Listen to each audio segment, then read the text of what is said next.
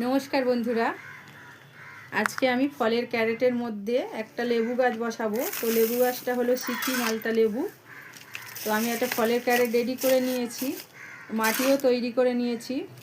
মাটির মধ্যে গোবর সার দিয়েছি, অল্প বালি দিয়েছি, কিছুটা কাঠের গুঁড়ো দিয়েছি, হাড় গুঁড়ো দিয়েছি, শিংকুচি দিয়েছি, দিয়ে মাটি তৈরি করে নিয়েছি।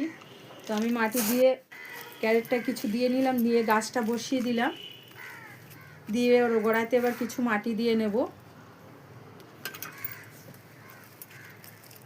তো কিছুদিন আগে গাছটা আমি নার্সারি থেকে নিয়ে এসেছিলাম, সেটা আপনাদের সঙ্গে শেয়ার করেছিলাম।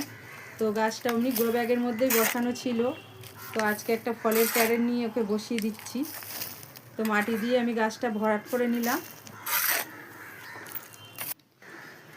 নিয়ে জল দিয়ে দিলাম, গাছটাকে একটু স্নান করিয়ে দিলাম।